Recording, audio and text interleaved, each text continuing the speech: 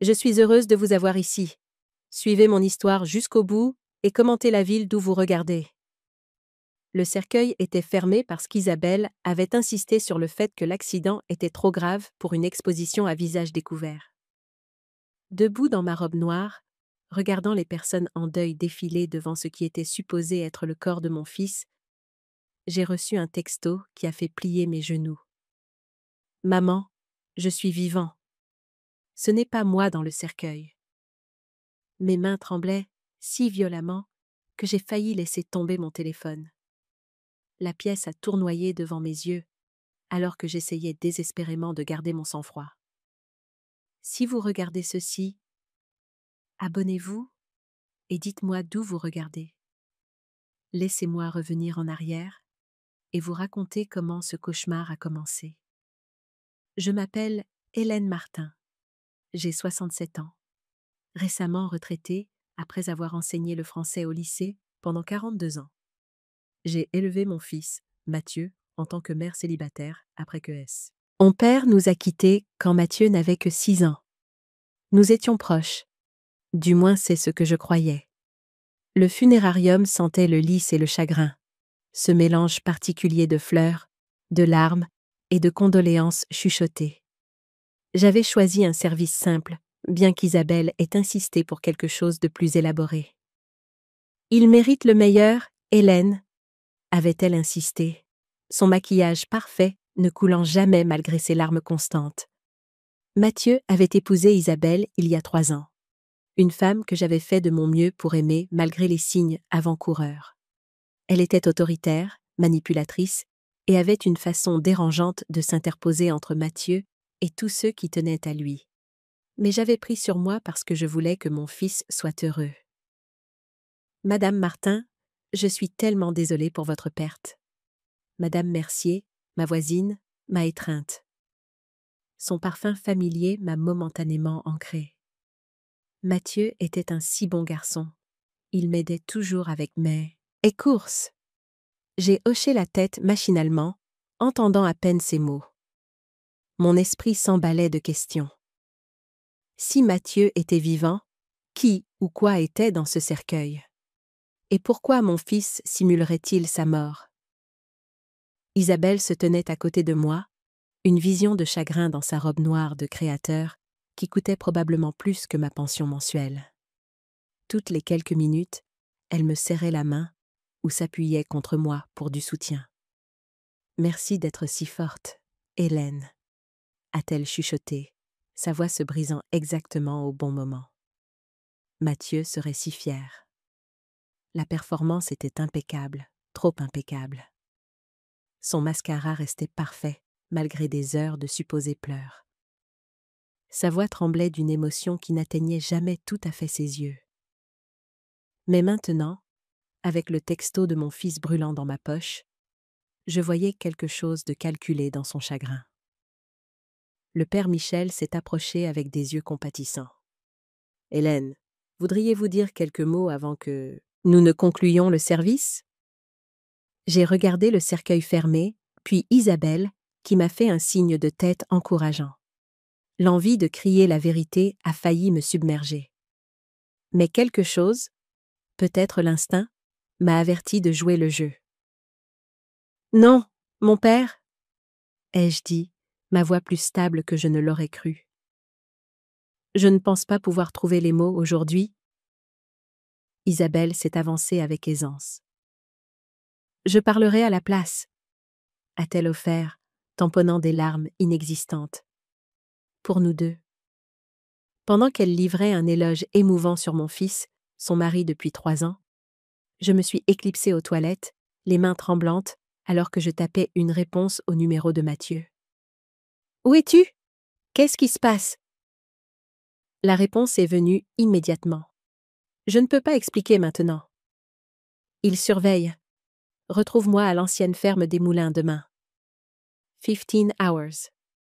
Viens seul. Ne fais pas confiance à Isabelle. J'ai fixé mon reflet dans le miroir de la salle de bain. La femme qui me regardait semblait plus âgée que ses 67 ans, avec de nouvelles rides d'inquiétude gravées autour de ses yeux. Pendant un moment, Je me suis demandé si le chagrin me faisait halluciner, créant un espoir impossible à partir du désespoir. Mais le message venait du téléphone de Mathieu, et qui d'autre connaîtrait la ferme des Moulins. Quand je suis retournée dans la salle, Isabelle concluait son discours larmoyant. Et bien qu'il soit parti trop tôt, Mathieu vivra pour toujours dans nos cœurs. Les personnes en deuil ont hoché la tête solennellement. J'ai repris ma place à côté d'Isabelle, forçant mon visage à prendre un masque de chagrin, tandis que mon esprit tourbillonnait de questions et de possibilités. Si Mathieu était vivant, il devait être en grand danger pour aller à de telles extrémités. Et si ces gens étaient assez dangereux pour simuler sa mort, affronter Isabelle publiquement pourrait nous mettre tous les deux en danger. Au lieu de cela, j'ai tapoté sa main et chuchoté. « C'était magnifique, ma chérie. Nous traverserons cela ensemble. » Son sourire n'a pas atteint ses yeux. Après le service, les personnes en deuil se sont rassemblées dans ma modeste maison pour la réception. Je me déplaçais à travers la foule comme un fantôme, acceptant les condoléances et les quiches, regardant Isabelle naviguer dans la pièce avec un charme sans effort.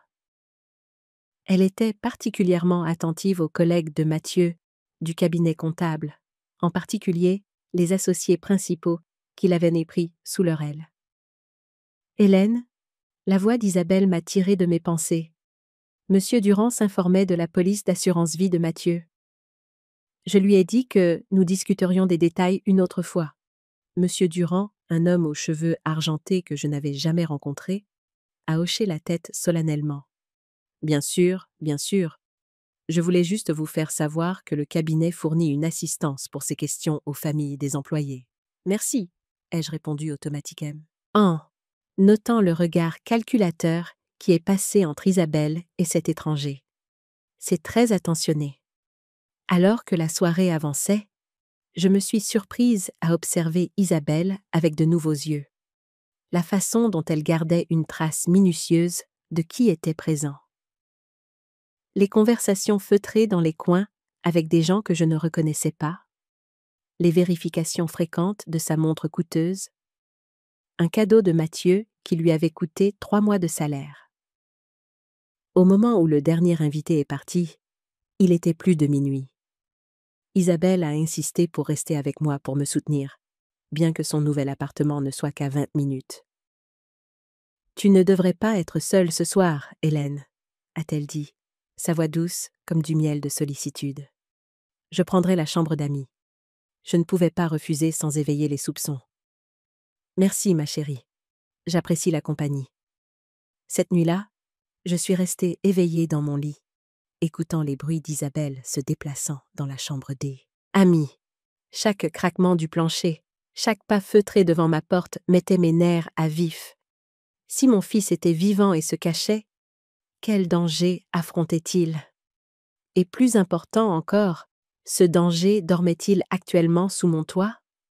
2 semaines avant les funérailles, Mathieu m'avait appelé, excité par un nouveau projet d'entreprise.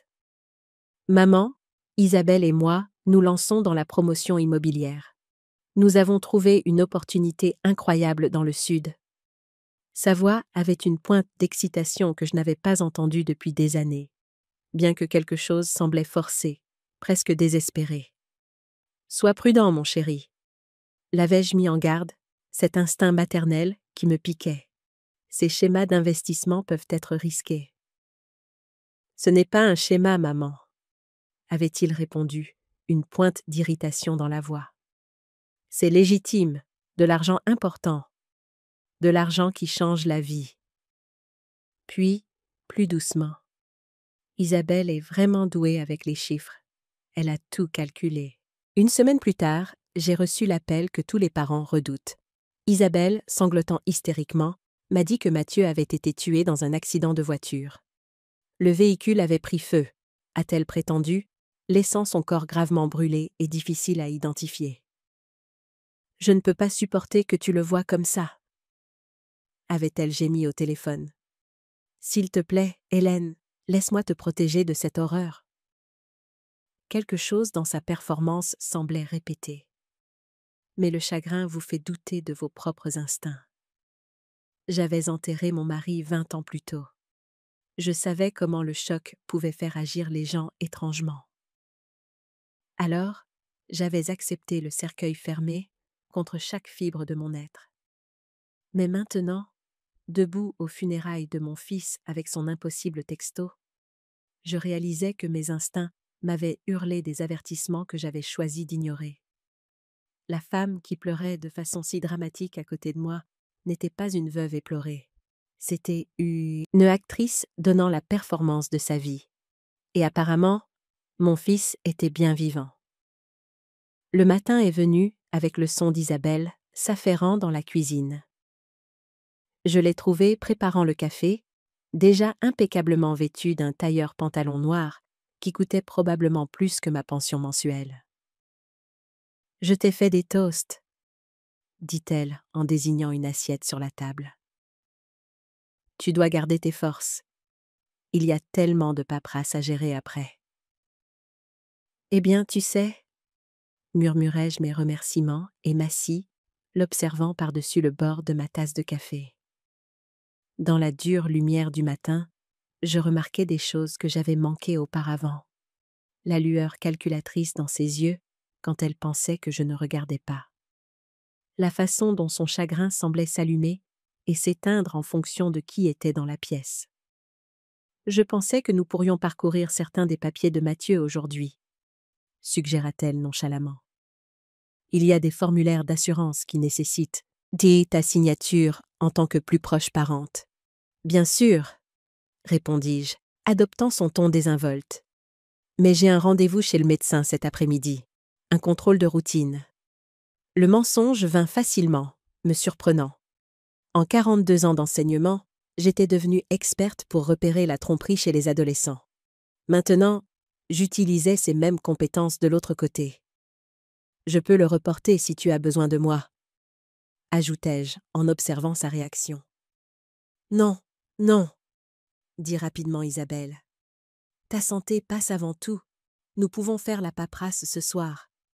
J'acquiesçai, notant avec quelle facilité elle avait accepté mon excuse. Si elle croyait vraiment que je pleurais mon unique enfant, ne m'aurait-elle pas proposé de m'accompagner, ou au moins montrer plus d'inquiétude? Après le petit déjeuner, Isabelle est partie pour prendre des dispositions avec le funérarium concernant les cendres. Dès que sa voiture a disparu au bout de la rue, j'ai commencé les préparatifs pour ma rencontre avec Mathieu. La ferme des Moulins était l'endroit où Mathieu emmenait ses rendez-vous du lycée, pensant que je ne le savais pas. Elle était abandonnée depuis des années, située sur 8 hectares de terre en friche à environ 25 km de la ville. Si quelqu'un voulait se rencontrer secrètement, c'était l'endroit parfait. Isolé, oublié, avec de multiples voies de sortie par les champs arrière. J'ai préparé un petit sac avec des bouteilles d'eau, une trousse de premier secours et une lampe de poche. Puis, sur une impulsion, j'ai récupéré le vieux revolver 7,65 que Michel avait laissé. Je ne l'avais pas utilisé depuis 20 ans, mais je me souvenais comment faire. Après avoir vérifié qu'il était chargé, je l'ai glissé dans mon sac à main à côté de mon téléphone et de mon portefeuille. Cette nuit-là, j'ai à peine dormi. Chaque bruit me faisait sursauter. Chaque ombre semblait menaçante. Dans quoi Mathieu s'était-il embarqué? Était-il vraiment en danger? Ou était-ce un plan élaboré qu'Isabelle et lui menaient ensemble? La partie rationnelle de mon esprit disait que le texto pouvait être un faux, que le chagrin me faisait m'accrocher à des espoirs impossibles. Mais le message venait du téléphone de Mathieu. Et qui d'autre connaîtrait la ferme des Moulins? J'avais élevé Mathieu seul après que Michel nous avait quittés. Ce n'était pas la vie que j'avais prévue, mais nous avions réussi. Ces premières années furent difficiles, enseignant toute la journée, corrigeant les copies tard dans la nuit pendant que Mathieu dormait dans le petit appartement que nous appelions notre maison. J'avais économisé surtout pour m'assurer qu'il ne manquerait jamais les voyages scolaires ou l'équipement de football. D'une manière ou d'une autre, Nous avions construit une belle vie ensemble. Mathieu avait été un enfant si sensible, toujours le nez dans un livre, un peu comme moi. Il était devenu un jeune homme réfléchi et gentil, qui m'appelait tous les dimanches sans faux. Et, même après avoir déménagé pour aller à l'université, grâce à une bourse. Quand il a décroché son poste chez Durand et Hoffman Comptabilité, je n'avais jamais été aussi fière. Mon garçon, le premier diplômé de l'université de notre famille, travaillant dans un cabinet prestigieux. Puis est arrivée Isabelle. Ils s'étaient rencontrés lors d'un gala de charité d'un client il y a 3 ans. Isabelle Dubois, belle, accomplie, 10 ans de plus que la plupart des jeunes femmes que Mathieu fréquentait habituellement. Leur romance éclair m'avait inquiétée dès le début, mais j'avais gardé mes doutes pour moi. Après tout, Mathieu avait 32 ans, certainement assez vieux pour prendre ses propres décisions.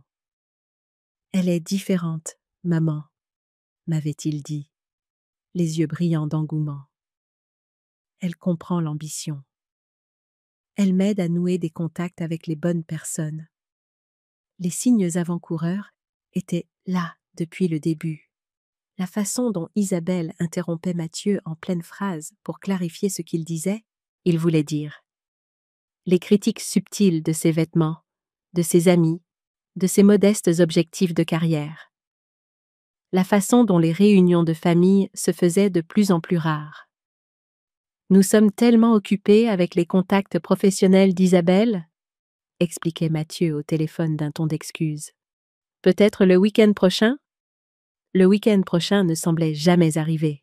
Leur mariage fut petit et élégant. Le choix d'Isabelle.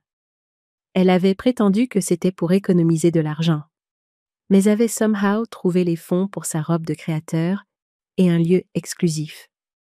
J'avais fait un chèque important comme cadeau, épuisant presque mes modestes économies. Mais Isabelle l'avait à peine reconnu. Après la lune de miel, la distance s'est accrue. Les appels du dimanche sont devenus mensuels, puis sporadiques. Quand nous nous voyions, Mathieu semblait différent, plus réservé, moins enclin à partager ses pensées. Isabelle était toujours là, surveillant nos conversations, détournant les sujets de tout ce qui était trop personnel. « Mathieu travaille si dur sur cette nouvelle certification ?» expliquait-elle quand je demandais pourquoi il semblait fatigué. Je m'assure juste qu'il reste concentré. L'après-midi suivant, j'ai conduit ma vieille Peugeot sur le chemin de terre menant à la ferme abandonnée, mon cœur battant la chamade contre mes côtes. Si Mathieu était vivant, pourquoi simuler sa mort s'il avait des ennuis? Pourquoi ne pas venir me demander de l'aide? La ferme des Moulins semblait encore plus décrépite que dans mes souvenirs. La maison principale s'affaissait sur ses fondations, les fenêtres brisées, les marches du porche pourries. La grange penchait dangereusement d'un côté, sa peinture rouge depuis longtemps passée à un rose poussiéreux. Je me suis garée derrière la grange, hors de vue de la route principale, et j'ai attendu. À 15 heures précises, j'ai vu une silhouette émerger de la lisière des arbres au bord de la propriété. Même de loin, j'ai reconnu sa démarche, la façon dont il tenait ses épaules. C'était mon fils, bien vivant. Mathieu a couru vers ma voiture alors que je sortais, me serrant dans une étreinte féroce qui a confirmé ce que mon cœur savait déjà. C'était réel. Mon garçon respirait, était chaud, vivant. « Maman, je suis tellement désolée », a-t-il chuchoté dans mes cheveux. Je n'ai jamais voulu que tu traverses ces funérailles, mais je devais m'assurer que tu étais en sécurité d'abord. En sécurité de quoi? Je me suis reculée pour regarder son visage, cherchant des réponses. Ses yeux étaient hantés, plus vieux qu'ils ne l'avaient été quelques semaines auparavant. Des gens avec qui Isabelle travaille. Sa voix a encore baissé. Maman, je pense qu'ils veulent me tuer pour de vrai. Nous nous sommes assis dans son camion, derrière la vieille grange, pendant que Mathieu expliquait comment son mariage parfait était devenu un cauchemar. Isabelle ne l'avait pas seulement épousé par amour. Elle l'avait épousé pour avoir accès à quelque chose de bien plus précieux que son salaire de comptable. Tu te souviens quand papy Joseph est mort et t'a laissé cette propriété dans les Pyrénées? A demandé Mathieu. J'ai hoché la tête. Mon père avait possédé 20 hectares de ce que tout le monde pensait être des terres de montagne sans valeur. Je ne les avais même jamais vues. Je payais juste les impôts fonciers chaque année par habitude. Isabelle l'a fait expertiser sans nous le dire, ni à toi, ni à moi, a poursuivi Mathieu, sa voix tendue de colère. Il s'avère qu'il y a une réserve de gaz naturel en dessous, d'une valeur de millions, peut-être des dizaines de millions. Mon souffle s'est coupé dans ma gorge. Des millions. Oui, cette terre pour laquelle tu paies des impôts depuis des décennies vaut une fortune. Mais la terre est à mon nom, dis-je, dit-il confus. Était à ton nom? La mâchoire de Mathieu se serra. Tu te souviens de ces papiers que tu as signés le mois dernier? Ceux qu'Isabelle a dit être pour la mise à J, nos bénéficiaires de mon assurance vie. Mon sang se glaça. J'avais fait confiance à ma belle-fille quand elle m'avait apporté une pile de documents juridiques, expliquant que Mathieu voulait s'assurer que tout était en ordre pour la sécurité financière de notre famille. J'avais signé sans lire attentivement, parce que je lui faisais confiance. Elle a falsifié une partie de la paperasse, a continué Mathieu, faisant croire que tu me transférais la propriété dans le cadre d'une planification successorale. Puis elle m'a fait signer des papiers qui feraient d'elle l'unique héritière s'il m'arrivait quelque chose. Les pièces du puzzle s'assemblaient avec une clarté écœurante. Donc si tu es mort, elle possède une terre valant des millions. Exactement. Mais c'est là que ça empire. Les gens avec qui elle travaille ne sont pas de simples gratte-papier. Maman, ce sont des criminels. Ils ont déjà fait ça à d'autres familles, ciblant des personnes âgées avec des actifs de valeur dont elles ignorent l'existence. J'ai ressenti cette vague familière de colère protectrice que j'avais éprouvée tout au long de l'enfance de Mathieu. Personne ne menaçait mon garçon et ne s'en tirait comme ça. Comment l'as-tu découvert? J'ai surpris un appel téléphonique. Isabelle parlait à quelqu'un de la façon dont il gérerait mon accident. Elle planifiait les funérailles avant même que je ne sois censé être mort. Il frissonna. J'ai réalisé que j'avais peut-être quelques heures avant qu'ils ne passent à l'action. Alors, tu as disparu. Je devais le faire, mais je devais aussi m'assurer qu'ils pensaient que leur plan avait fonctionné, du moins temporairement. S'ils savaient que j'étais en vie, ils pourraient s'en prendre à toi pour me forcer à sortir de ma cachette. J'ai étudié le visage de mon fils, voyant l'homme qu'il était devenu sous la pression. Le corps de qui est dans ce cercueil, Mathieu? Personne. Il est lesté de sacs de sable. Je me suis dit que si je pouvais gagner assez de temps, je pourrais peut-être trouver des preuves pour les arrêter. Il m'a regardé avec un espoir désespéré. Maman, j'ai besoin de ton aide. Ces gens sont sérieux, et je ne peux pas les combattre seule. Pendant 40 ans, j'avais protégé ce garçon des genoux écorchés, des cœurs brisés et des erreurs d'adolescent. Maintenant, il avait besoin de moi pour l'aider à survivre à quelque chose de bien plus dangereux. L'enseignante en moi voulait l'emmener directement à la police, mais la mère en moi reconnaissait que la peur dans ses yeux était réelle. De quoi as-tu besoin que je fasse? Le soulagement de Mathieu était palpable. D'abord, nous devons te mettre en sécurité. Ensuite, nous devons trouver comment exposer ce qu'Isabelle fait vraiment avant qu'elle ne réalise que je ne suis pas vraiment mort. Comme s'il les avait invoqués par ces paroles, mon téléphone a vibré avec un texto d'Isabelle. « Hélène, peux-tu passer ce soir? Il y a des papiers professionnels de Mathieu que je dois examiner. Avec toi. » Le piège se refermait déjà, mais maintenant, nous savions qu'il arrivait. « J'ai un plan, » ai-je dit à Mathieu en lui montrant le message. « Mais tu dois rester caché. Ces gens pensent qu'ils ont affaire à une vieille femme en deuil qui signera tout ce qu'ils lui mettront sous le nez. Utilisons cela à notre avantage. » J'ai accepté de rencontrer Isabelle ce soir-là, jouant le rôle de la belle-mère éplorée, tandis que mon fils bien vivant se cachait dans la ferme abandonnée. Le plan était simple: obtenir des preuves de son stratagème pendant qu'elle me croyait encore une cible facile. Isabelle et Mathieu vivaient dans une modeste maison à 2 étages que je les avais aidés à acheter avec un apport il y a 2 ans. Un autre investissement dans le bonheur de mon fils, qui, apparemment, faisait partie d'une arnaque à plus long terme. « Merci d'être venu », dit Isabelle en m'accueillant à la porte avec des yeux rougis et une voix tremblante. Une performance digne d'un Oscar. Vraiment, elle a conduit à la table de la cuisine où elle avait étalé divers documents. Je sais que c'est difficile, mais nous devons commencer à penser à la succession de Mathieu. Il y a des actifs qui doivent être transférés, et je voulais m'assurer que tu comprenais tout. J'ai mis mes lunettes de lecture et j'ai examiné les papiers, en reconnaissant certains de la pile que j'avais signée le mois précédent.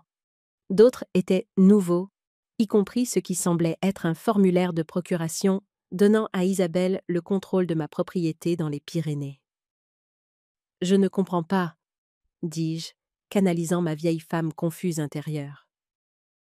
Pourquoi la succession de Mathieu aurait-elle quelque chose à voir avec ma terre? Le masque d'Isabelle a glissé un instant, un éclair d'irritation traversant ses traits, avant que la veuve éplorée ne revienne. Mathieu s'occupait de ta planification successorale. Rappelle-toi, il voulait s'assurer que tout serait simple pour toi en vieillissant. La condescendance dans sa voix m'a fait serrer les dents, mais je me suis forcée à paraître reconnaissante. C'est si attentionné. Mais je ne suis pas si vieille, ma chérie. Je peux encore gérer mes propres affaires. Bien sûr que tu peux, dit-elle rapidement. Mais Mathieu s'inquiétait que tu vives seule, surtout après cette chute que tu as eue l'hiver dernier. J'avais glissé sur la glace et m'étais contusionné la hanche, à peine un signe de déclin de mes capacités mentales. Mais je pouvais voir comment ils avaient construit un récit sur ma prétendue fragilité, probablement depuis des mois. Eh bien, si Mathieu pensait que c'était mieux, j'ai pris un stylo, puis j'ai fait une pause comme si j'étais confuse. Mais pourquoi ce papier dit-il que la propriété vaut 12 millions d'euros? La vieille terre de mon père ne vaut rien. Les pupilles d'Isabelle se sont légèrement dilatées. C'est juste un chiffre indicatif pour des raisons d'assurance. Les documents juridiques exigent des valeurs estimées. J'ai hoché la tête comme si cela avait un sens parfait, puis j'ai délibérément renversé mon verre d'eau, trempant les papiers. Oh non, je suis si maladroite! Pendant qu'Isabelle se précipitait pour chercher des serviettes, j'ai rapidement pris des photos des documents détrempés avec mon téléphone. Quand elle est revenue, je tamponnais impuissante le désordre. Je suis tellement désolée, ma chérie. Devrions-nous faire ça un autre jour? Non, non, ce n'est rien, dit Isabelle. Mais je pouvais voir la frustration qu'elle essayait de cacher. J'ai des copies. Pourquoi ne nous concentrons-nous pas simplement sur le transfert de propriété ce soir? Nous pourrons nous occuper du reste plus tard. Elle a produit une nouvelle copie du document de procuration, et j'ai fait semblant de le lire attentivement, tout en étudiant en réalité son visage. Il y avait quelque chose de prédateur dans son expression quand elle pensait que je ne regardais pas, comme un chat observant une souris. « Est-ce que cela aidera? Avec les impôts? » demandai-je innocemment. « Absolument. Cela vous fera économiser des milliers. » Elle se pencha en avant avec empressement. « Tout ce que vous avez à faire, c'est de signer ici. » J'ai pris le stylo, puis je l'ai reposé. Tu sais, je pense que je devrais d'abord faire examiner ça par mon avocat. Mathieu disait toujours de ne jamais signer de documents juridiques sans avis professionnel. La température dans la pièce sembla chuter de 10 degrés. Le sourire d'Isabelle devint tendu, presque grotesque. « Hélène, je suis de la famille. Tu peux me faire confiance. Et plus nous attendons, plus la situation fiscale se complique. » Quelque chose dans son ton a déclenché mes instincts de survie. Il ne s'agissait plus seulement d'argent. Je regardais une femme qui ferait tout ce qu'il fallait pour obtenir ce qu'elle voulait, y compris éliminer les obstacles. Je suis sûre que tu comprends, ma chérie. C'est juste une bonne pratique. Je me suis levée, rassemblant mon sac à main. J'appellerai Mo N notaire demain. Le sang-froid d'Isabelle s'est finalement fissuré. Asseyez-vous, Hélène. Nous n'avons pas fini. La veuve éplorée avait disparu, remplacée par quelque chose de beaucoup plus dangereux. Et j'ai réalisé que mon fils n'avait pas du tout été paranoïaque. Le trajet de retour à ma maison m'a semblé les 20 minutes les plus longues de ma vie. Chaque voiture qui suivait de trop près, chaque ombre qui semblait déplacée, me faisait serrer les mains sur le volant. Au moment où je me suis garée dans mon allée, j'étais convaincue qu'Isabelle avait déjà compris que j'en savais trop. J'avais raison. 3 hommes attendaient dans mon salon quand je suis entrée par la porte d'entrée. Ils n'essayaient pas de cacher leur présence. Ils avaient allumé mes lampes et s'étaient installés confortablement sur mes meubles, comme s'ils étaient chez eux. « Madame Martin », dit celui qui était assis dans le fauteuil de mon défunt mari, un homme dans la cinquantaine avec le genre de visage qu'on oublie immédiatement si on n'en a pas peur. Nous devons parler. Mes instincts d'enseignante ont pris le dessus, la même autorité calme que j'avais utilisée pour contrôler des adolescents indisciplinés pendant 4 décennies. Je ne me souviens pas avoir invité qui que ce soit chez moi. Vous devrez partir immédiatement.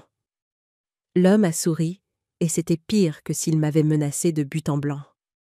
J'ai bien peur que nous ne puissions pas faire ça tout de suite.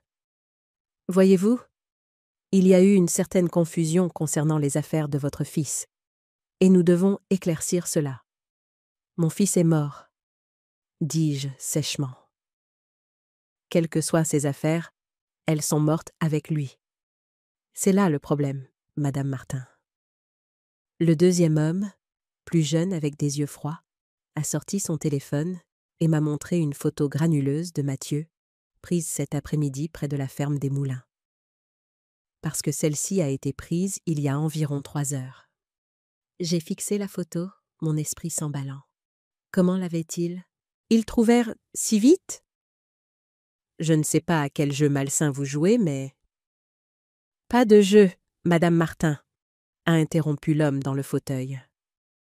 Votre fils nous doit de l'argent. Beaucoup d'argent. Et puisqu'il a décidé de jouer aux morts plutôt que de payer, nous allons devoir nous faire payer par sa plus proche parente. Le troisième homme, qui était resté silencieux jusqu'à présent, a pris la parole. D'une manière ou d'une autre, nous aurons ce qui nous est dû. Il savait pour la terre.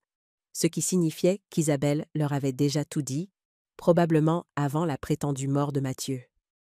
Tout ce plan élaboré s'effondrait, et il passait au plan B. « De combien d'argent parlons-nous » demandai-je, jouant la montre tout en essayant de trouver un moyen d'avertir Mathieu. 2,5 millions plus les intérêts, répondit l'homme dans le fauteuil. Votre garçon a fait de très mauvais choix d'investissement avec notre argent. Le chiffre m'a frappé comme un coup de poing à l'estomac. Même ça, Ilater valait ce qu'il prétendait. Il n'y avait aucun moyen que je puisse la liquider assez rapidement pour sauver la vie de Mathieu. Je n'ai pas ce genre d'argent, dis-je honnêtement. Mais vous avez une terre qui vaut 10 fois ce montant, a répondu le premier homme avec aisance. Cédez-la nous, et la dette de votre fils est pardonnée.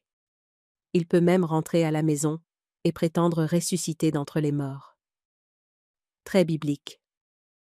L'homme dans le fauteuil de mon mari se pencha en avant. Ou vous pouvez continuer à le protéger, et nous le trouverons de toute façon. Mais alors nous récupérerons l'argent et nous assurerons qu'il ne nous dérange plus jamais, ainsi que tous ceux qui l'ont aidé à se cacher. La menace était limpide. Il nous tuerait tous les deux si je ne coopérais pas. J'ai besoin de temps pour y réfléchir, dis-je. Vous avez jusqu'à demain soir. Isabelle vous apportera les papiers. Il se leva, redressant sa veste. Faites le bon choix, Madame Martin, pour vous deux. Ils sont partis aussi nonchalamment qu'ils étaient arrivés, Et je suis restée dans mon salon, violée, tremblante de rage et de peur. 43 ans de mariage, 20 ans de veuvage, et personne ne m'avait jamais fait me sentir aussi impuissante dans ma propre maison. Mais impuissante et vaincue étaient deux choses différentes. On m'avait sous-estimée toute ma vie parce que j'étais une femme, parce que j'étais enseignante, parce que j'étais polie et accommodante. Ces hommes venaient de faire la même erreur. Ils n'avaient aucune idée de ce qu'une mère ferait pour protéger son enfant. Je suis retournée à la ferme des moulins par des chemins de traverse, vérifiant constamment mes rétroviseurs et prenant un itinéraire délibérément déroutant pour m'assurer que je n'étais pas suivie. Mathieu m'attendait dans la vieille ferme, faisant les 100 pas comme un animal en cage. « Ils t'ont trouvé ?» dis-je sans préambule. « Ils ont des photos de toi ici. » Son visage devint blanc. « Comment est-ce possible? J'ai été si prudent. » « Ça n'a plus d'importance maintenant. Ils m'ont donné un ultimatum. Céder la propriété des Pyrénées d'ici demain soir, ou ils nous tuent, tous les deux. » Je m'assis sur une caisse poussiéreuse, me sentant soudainement tous mes 67 ans. « Mathieu, comment t'es-tu retrouvé à devoir 2,5 millions à ces gens? » Il passe ses mains dans ses cheveux, paraissant plus jeune et plus vulnérable qu'il ne l'avait été depuis son adolescence, lorsqu'il avait été surpris en train de faire le mur. « Ça a commencé petit, maman.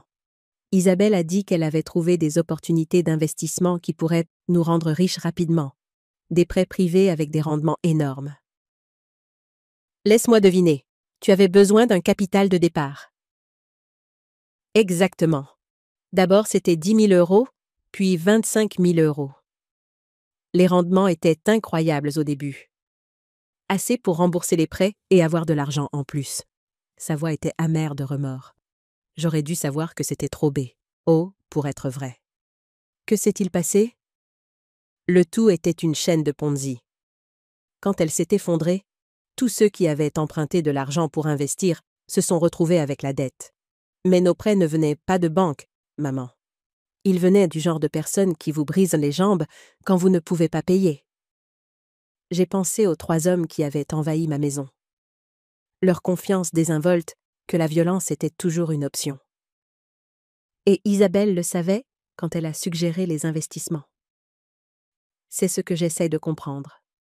Soit elle est la personne la plus stupide du monde, soit elle m'a piégée depuis le début. Mathieu avait toujours été trop confiant, une qualité que j'aurais normalement chérie chez mon fils. Mais Isabelle avait profité de sa bonne nature dès le départ. Alors que nous parlions, une image plus claire de sa tromperie a émergé. « Parle-moi du passé d'Isabelle, » dis-je. « La vraie histoire, pas la version qu'elle nous a racontée ?» Mathieu s'adossa au mur, le visage troublé. Après avoir découvert l'affaire de la propriété des Pyrénées, j'ai commencé à creuser. Ses parents n'étaient-ils pas de riches promoteurs immobiliers à Nice? C'étaient de petits escrocs qui déménageaient de ville en ville, gardant une longueur d'avance sur leurs victimes. « Elle a grandi dans ce monde ?» Il hocha la tête. D'après ce que j'ai pu reconstituer, il vivait dans des motels, changeant constamment d'école. Son père est allé en prison quand elle avait 15 ans, et sa mère l'a abandonné peu de temps après. Elle a passé 3 ans en famille d'accueil avant de sortir du système. Mon cœur d'enseignante souffrait pour l'enfant qu'Isabelle avait été, même si je méprisais la femme qu'elle était devenue. Une vie d'insécurité et de survie l'avait transformée en quelqu'un qui voyait les gens comme des cibles plutôt que comme des êtres humains. C'est pourquoi elle est si obsédée par l'argent et le statut, poursuivit Mathieu. Elle a grandi avec rien, terrifiée à l'idée de retourner à cette vie. Quand elle m'a rencontrée à ce gala de charité, elle n'était pas là en tant qu'invitée. Elle travaillait comme serveuse, à la recherche de cibles potentielles. « Et tu étais parfait, » dis-je doucement. Jeune, brillant, gentil, et avec une mère qui possédait une propriété de valeur dont elle ignorait même l'existence. Sa voix était creuse. Isabelle ne m'aimait pas, maman. Elle avait un plan à long terme dès notre premier rendez-vous.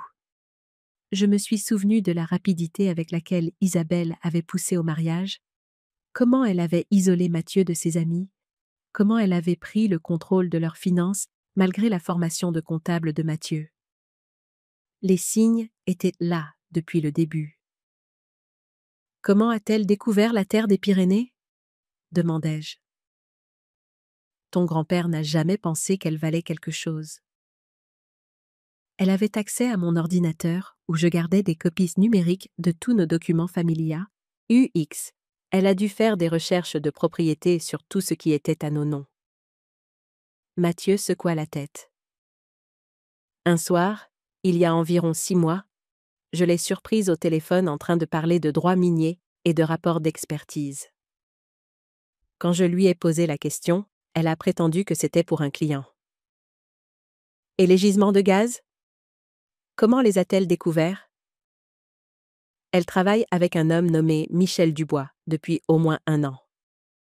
Il dirige une société qui identifie les propriétés avec des ressources inexploitées, puis trouve des moyens de les acquérir à bas prix. L'expression de Mathieu s'assombrit. Généralement en ciblant des propriétaires âgés qui ne comprennent pas ce qu'ils ont. Le nom a immédiatement fait tilt. Michel Dubois était chez moi ce soir, celui qui était assis dans le fauteuil de ton père. Les yeux de Mathieu s'écarquillèrent. Il est dangereux, maman. Ancien militaire devenu mercenaire avant de se lancer dans ce business. Les autres hommes sont PR, probablement Moreau et Lefebvre, ces hommes de main. J'ai eu froid malgré la douceur de la soirée.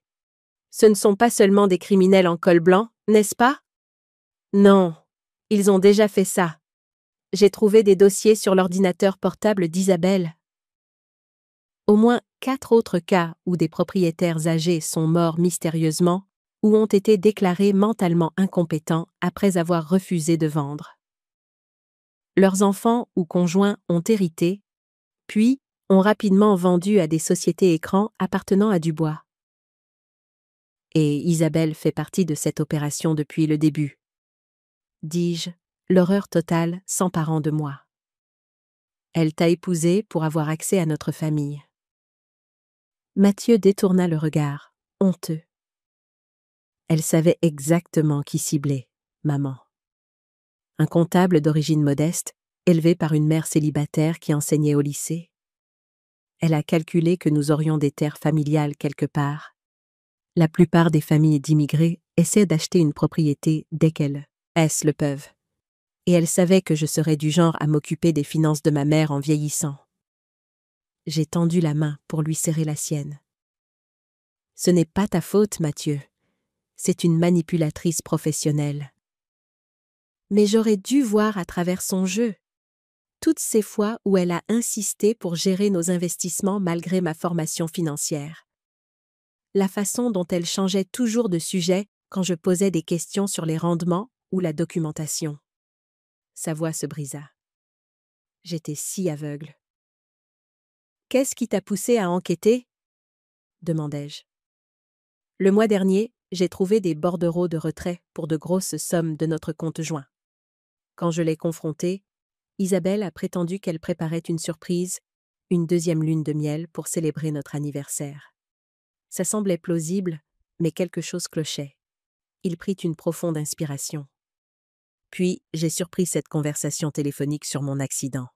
Elle était dans notre bureau, à domicile, avec la porte presque fermée, parlant doucement.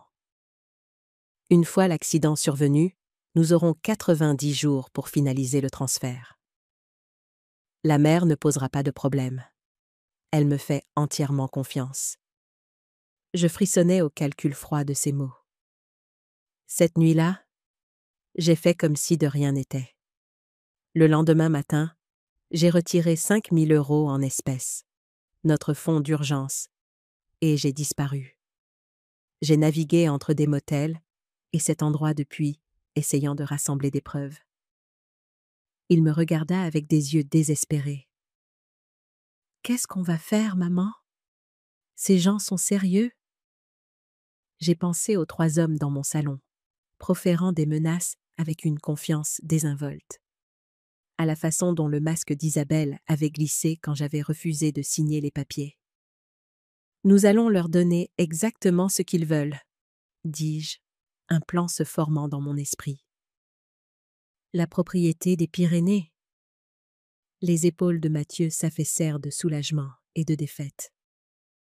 Maman, je ne peux pas te laisser tout sacrifier pour mes erreurs. Qui a parlé de sacrifice?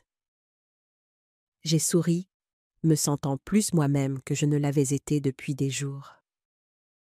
Mon chéri, tu supposes que cette terre est la seule carte que nous ayons à jouer? Mais tu oublies quelque chose d'important. Qu'est-ce que c'est?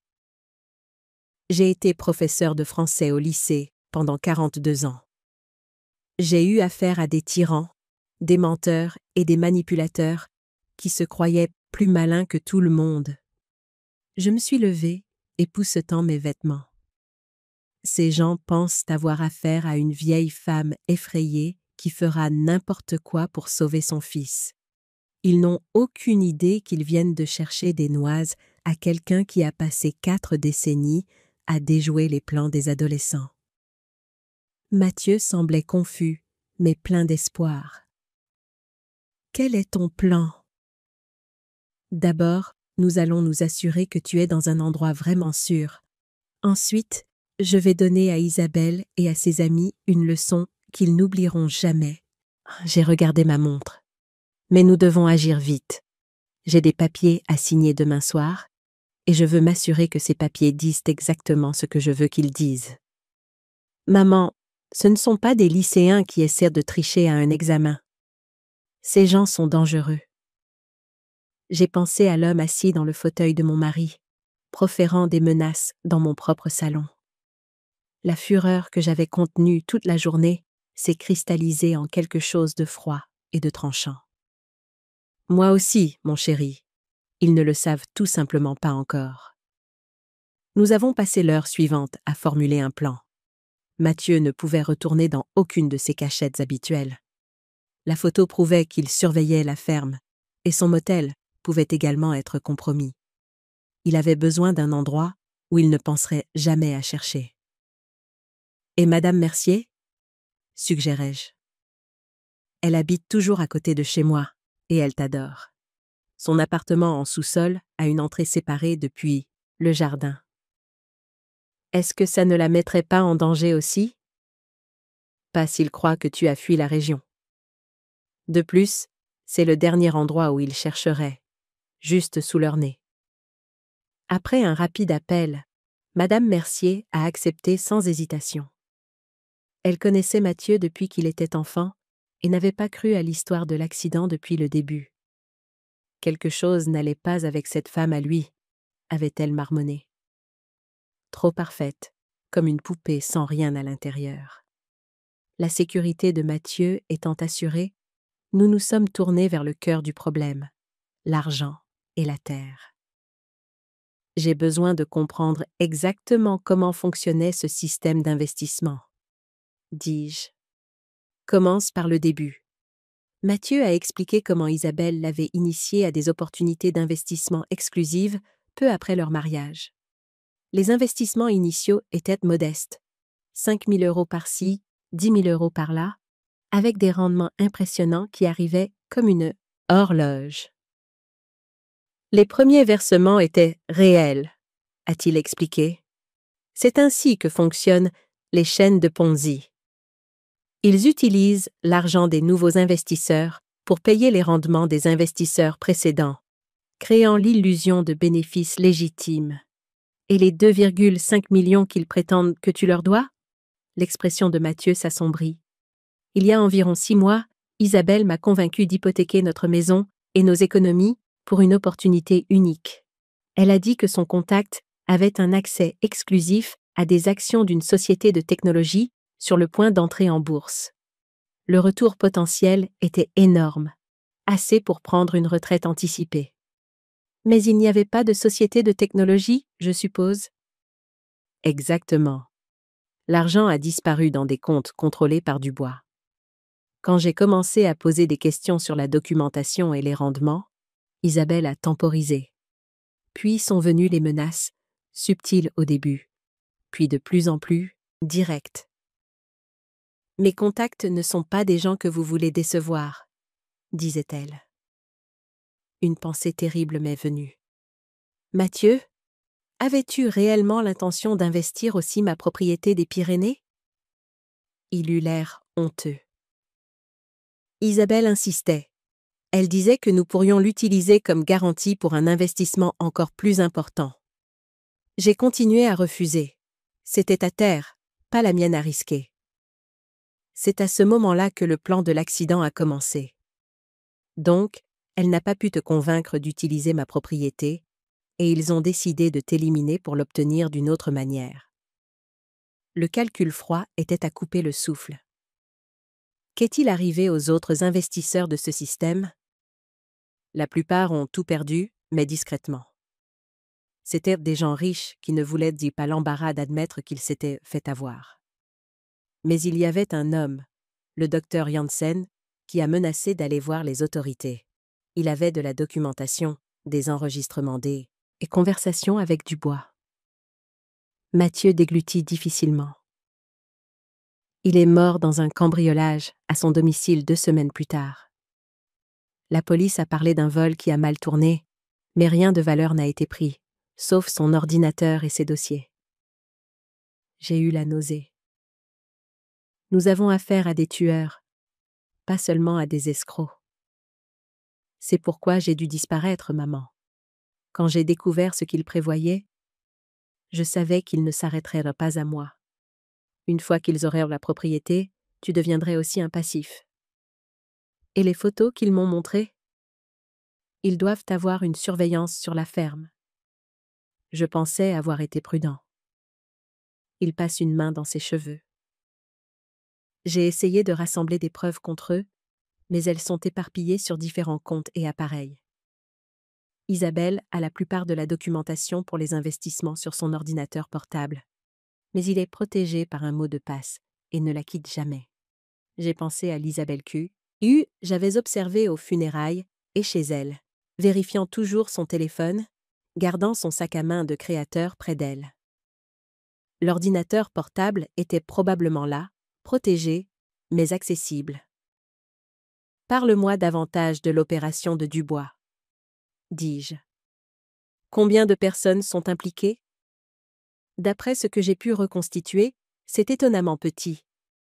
Dubois dirige tout, identifie les propriétés, recrute des gens comme Isabelle pour cibler les propriétaires et gère l'argent. Moreau et Lefebvre sont ses bras droits. Il y a aussi un avocat qui crée les faux documents et un banquier qui aide à transférer l'argent à l'étranger. Et les autres victimes? As-tu contacté l'une d'entre elles? Mathieu secoua la tête. Trop risqué. Beaucoup ne réalisent même pas qu'elles ont été spécifiquement ciblées. Le système d'investissement semble légitime en surface. Les pertes peuvent être imputées à la volatilité du marché ou à la malchance. Et ceux qui soupçonnent une fraude ont trop peur de parler après ce qui est arrivé à Janssen. J'ai absorbé cette information, réfléchissant aux prochaines étapes. Nous avons besoin de preuves, Mathieu. Des preuves solides qui lient Dubois, Isabelle et les autres à la fois à la fraude à l'investissement et aux menaces contre toi. L'ordinateur portable d'Isabelle a tout, mais nous ne pouvons pas y accéder. Peut-être que nous n'en avons pas besoin? Une idée se formait, risquée, mais potentiellement efficace. Et si nous pouvions les amener à s'incriminer eux-mêmes? Créer une situation où ils admettent leur plan en croyant avoir déjà gagné. Mathieu semblait sceptique. Ces gens sont des professionnels, maman. Ils ne vont pas simplement avouer parce qu'on leur demande gentiment. Non, mais les gens qui pensent avoir gagné deviennent souvent négligents, arrogants. Je souris sombrement. Je l'ai vu d'innombrables fois avec des élèves qui pensaient s'en être tirés après avoir triché. Dès qu'ils se croient en sécurité, ils haine-sang à se vanter. J'ai regardé ma montre. Presque minuit. Je dois passer un coup de fil, mais pas depuis l'un de nos téléphones. Il les surveille probablement. Utilise le téléphone fixe de Madame Mercier quand nous y arriverons. Qui appelles-tu? Un de mes anciens élèves, Robert Leclerc. Il est avocat pénaliste maintenant. Mais il me doit toujours une fière chandelle pour ne pas l'avoir fait redoubler son année de terminale quand il a plagié son mémoire. Pour la première fois depuis le début de ce cauchemar, Mathieu sourit, un éclair du garçon que j'avais élevé. Tu vas vraiment les combattre, n'est-ce pas? Avec tout ce que j'ai, promis-je. Personne ne menace ma famille et ne s'en tire comme ça.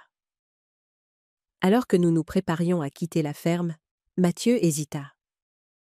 Maman, il y a autre chose que tu devrais savoir sur Isabelle. Je m'arrêtai, sentant son malaise. Qu'est-ce que c'est? La raison pour laquelle elle m'a ciblé spécifiquement. Il prit une profonde inspiration. Elle connaissait la propriété de papy, parce qu'elle avait fait des recherches approfondies sur notre famille. Elle m'observait depuis des mois avant notre rencontre fortuite à ce gala de charité. La nature calculée de sa tromperie était stupéfiante. Comment le sais-tu? J'ai trouvé un dossier sur son ordinateur portable. Recherche de fonds sur cibles potentielles. Le mien incluait des détails sur toi, ta carrière d'enseignante, même de vieilles coupures de journaux sur l'achat de la terre des Pyrénées par papy dans les années 1970. Elle savait tout de nous avant même de dire bonjour. La violation me semblait personnelle et profonde. Isabelle n'avait pas seulement épousé mon fils sous de faux prétextes. Elle avait étudié nos vies, notre histoire, nos vulnérabilités, tout cela pour nous exploiter. Elle paiera pour ça? Dis-je doucement. Pas seulement pour l'argent ou les menaces, mais pour avoir tourné notre famille en dérision. En quittant la ferme par les routes de Céa, Empagne, je jetai un coup d'œil à Mathieu sur le siège passager. La douleur dans ses yeux était plus que financière. C'était la profonde blessure de la trahison par quelqu'un qu'il avait aimé et en qui il avait eu confiance. « Qu'est-ce que je suis censé faire maintenant ?» demanda-t-il doucement. « Comment puis-je faire confiance à quelqu'un à nouveau ?» C'était la question que tous les parents redoutent. Le moment où l'on se rend compte que l'innocence de son enfant a vraiment disparu. Mais c'était aussi une occasion de l'aider à trouver une force qu'il ne savait pas posséder. « Tu apprends à te faire confiance à toi-même, d'abord, » dis-je. Tu apprends à reconnaître les signes avant-coureurs, à poser des questions, à vérifier les choses qui semblent trop belles pour être vraies. Mais tu ne laisses pas la peur t'empêcher de te connecter avec des gens qui méritent ta confiance. Mathieu sourit pour la première fois depuis le début de ce cauchemar. Comme ma mère, qui se révèle être un cerf, vaut criminel quand j'ai besoin d'elle. Je préfère stratège de talent, répondis-je. Et j'ai appris en te regardant, en fait. La façon dont tu m'as protégée en disparaissant. Le courage qu'il a fallu pour simuler ta mort quand tu as réalisé à quel point ces gens étaient dangereux. Tu es plus courageux que tu ne le penses. Au moment où nous sommes arrivés chez Madame Mercier, nous avions les grandes lignes d'un plan, dangereux et incertain, mais meilleur que de céder aux exigences de Dubois. Mathieu resterait caché, pendant que je tendrais un piège qui nous donnerait à la fois les preuves et le levier dont nous avions besoin. Ces criminels n'avaient aucune idée à qui ils avaient affaire. Ils voyaient une professeure de français vieillissante, une veuve vulnérable qu'ils pouvaient facilement manipuler. Ils n'avaient pas reconnu que 4 décennies à gérer des salles de classe remplies d'adolescents m'avaient appris plus sur la gestion des manipulateurs et des menteurs que n'importe quel criminel ne le saurait jamais. Demain, Isabelle et ses amis apprendraient exactement à quel point je pouvais être dangereuse. Le lendemain matin, j'ai fait quelque chose que je n'avais pas fait depuis 20 ans. Je me suis déclarée malade pour mon bénévolat à la bibliothèque et je suis allée en ville pour rencontrer la seule personne qui pouvait m'aider à transformer ce désastre en justice rendue. Maître Robert Leclerc était mon avocat depuis la mort de mon mari. Mais plus important encore, il avait été mon élève il y a 30 ans, alors qu'il était un adolescent rebelle, essayant de se la couler douce en terminale. Maintenant, il dirigeait l'un des cabinets d'avocats pénalistes les plus respectés de la région, et il me devait toujours une faveur pour ne pas l'avoir fait redoubler alors qu'il le méritait. « Hélène Martin », dit-il en se levant de son bureau en acajou avec un sourire sincère. « Vous n'avez pas changé depuis l'époque où vous nous terrorisiez avec Molière. Je préfère rééduquer avec enthousiasme, répondis-je en acceptant son étreinte. Robert, j'ai besoin de votre aide pour quelque chose d'inhabituel. J'ai exposé toute l'histoire, observant son expression passer de l'amusement à l'inquiétude, puis à la fascination, alors que je décrivais le stratagème d'Isabelle, les fausses funérailles et les menaces des créanciers de Mathieu.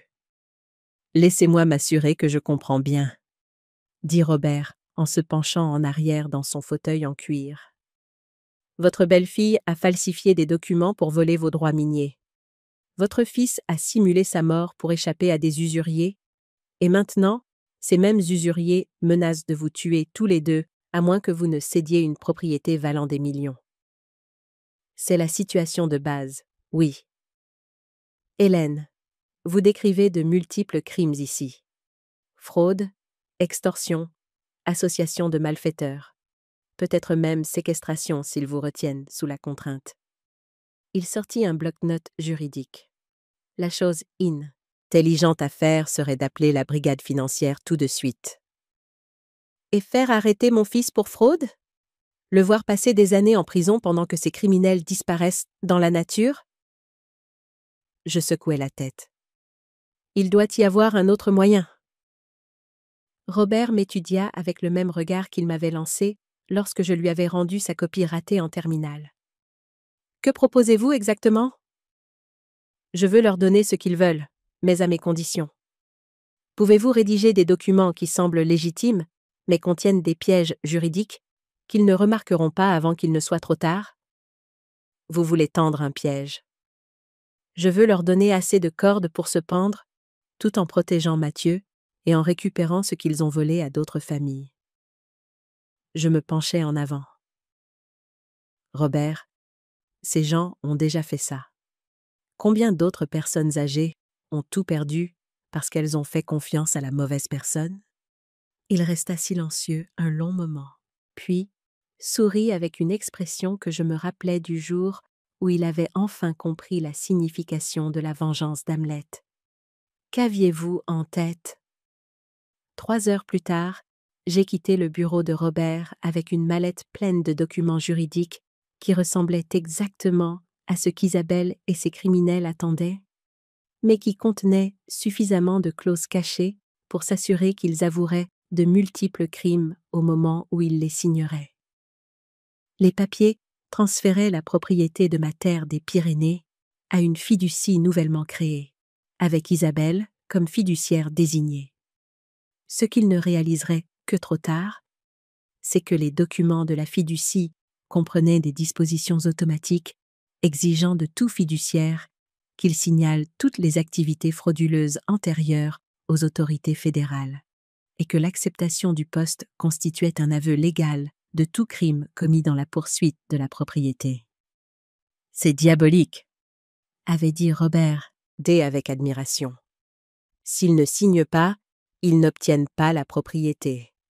S'ils signent, ils ont légalement tout avoué et déclenché la compétence des autorités. »« J'ai appris des meilleurs, » avais-je répondu.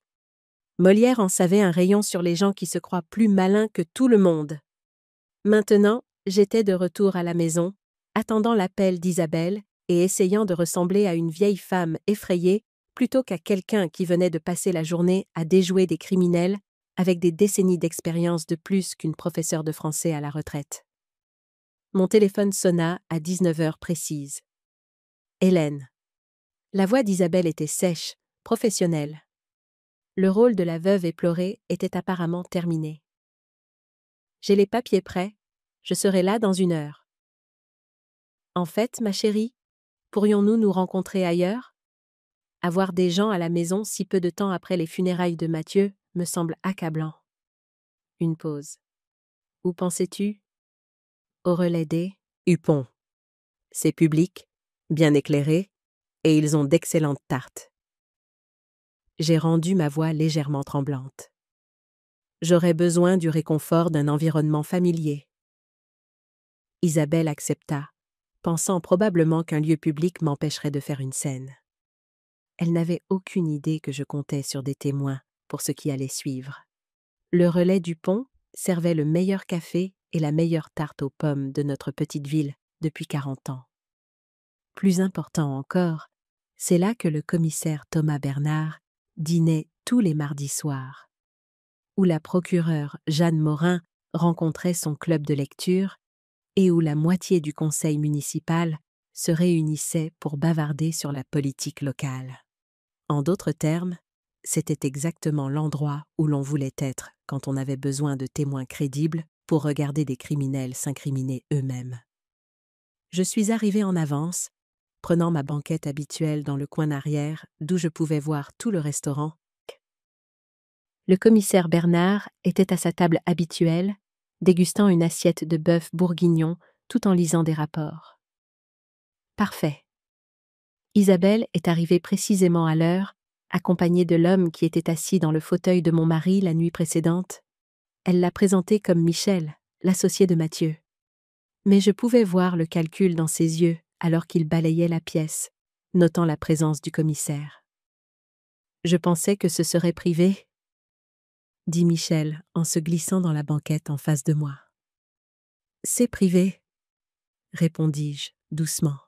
« Personne ne fait attention à nous. » Isabelle posa un dossier manille sur la table. « Voici les documents dont nous avons discuté. Le transfert de propriété, quelques papiers d'assurance et quelques autres éléments qui nécessitent votre signature. » J'ai ouvert le dossier, reconnaissant les faux documents à l'apparence légitime qui auraient détruit ma vie si je les avais signés hier. Au lieu de cela, je les ai repoussés et j'ai sort. Ma mallette. En fait, j'ai demandé à mon avocat de préparer quelque chose de plus complet, dis-je en posant les documents de Robert sur la table. Je veux m'assurer que tout est fait correctement. L'expression de Michel passa à la méfiance. Votre avocat? Robert Leclerc. Il est très méticuleux. Je souris candidement. Il s'est assuré que ces documents protègent les intérêts de chacun. Pendant les 20 minutes suivantes, je les ai regardés examiner des papiers qui ressemblaient exactement à ce qu'il voulait, mais qui contenaient des pilules de poison juridique dans chaque paragraphe. Robert avait été brillant, utilisant un langage technique qui masquait le véritable objectif des documents, tout en les faisant paraître favorables à Isabelle et à ses associés. Cela semble plus compliqué que nécessaire, dit Isabelle en feuilletant les pages de texte juridique denses. Eh bien, ma chérie, quand on a affaire à des millions d'euros, on n'est jamais trop prudent. J'ai fait signe. À la serveuse pour avoir plus de café? Robert a insisté pour inclure des dispositions pour se protéger contre toute irrégularité antérieure dans l'historique de propriété du bien. Michel leva brusquement les yeux. Quel genre d'irrégularité? Oh, vous savez, les préoccupations habituelles. S'assurer qu'il n'y a pas de privilèges en suspens, pas de transfert frauduleux, pas d'activité criminelle associée au changement de propriété précédent. J'ai gardé une voix légère et conversationnelle. Protection juridique standard. Ce que je ne leur disais pas, c'est qu'en signant ces documents, ils reconnaîtraient légalement qu'ils étaient au courant d'activités criminelles antérieures et accepteraient la responsabilité de les signaler aux autorités. Robert avait si habilement tissé les exigences d'aveu dans le langage du transfert de propriété qu'il plaiderait essentiellement coupable de multiples crimes.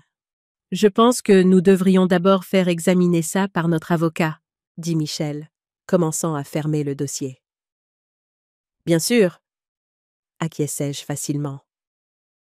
Cependant, Je devrais mentionner que Robert a dit que les implications fiscales de la propriété changent considérablement après minuit ce soir. Quelque chose à voir avec les exigences de déclaration trimestrielle et la surveillance fédérale des transferts de droits miniers de grande valeur. C'était complètement absurde, mais ça sonnait assez officiel pour créer une urgence. Isabelle et Michel échangèrent un regard. « Que se passe-t-il exactement après minuit ?» demanda Isabelle. Le transfert devient sujet à un examen fédéral supplémentaire, ce qui pourrait retarder le traitement de plusieurs mois. Robert a dit qu'il valait mieux tout gérer sous la réglementation actuelle.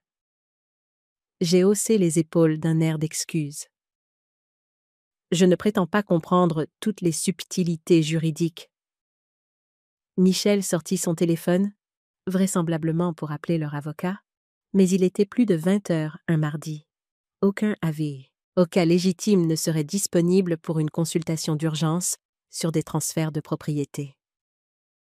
Alors qu'il sortait pour passer son appel, Isabelle se pencha en avant. « Hélène, je sais que c'est difficile.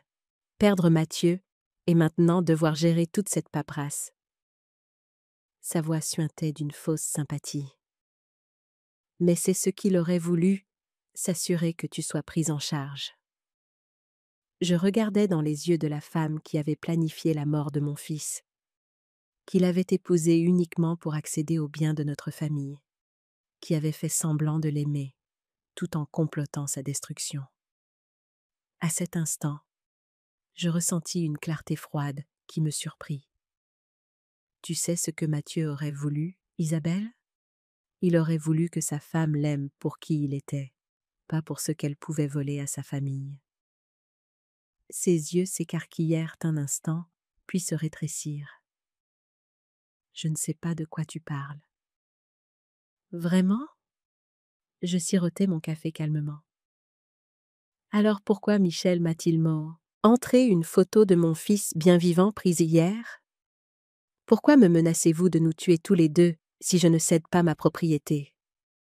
Le masque d'Isabelle tomba complètement, révélant la femme froide et calculatrice en dessous.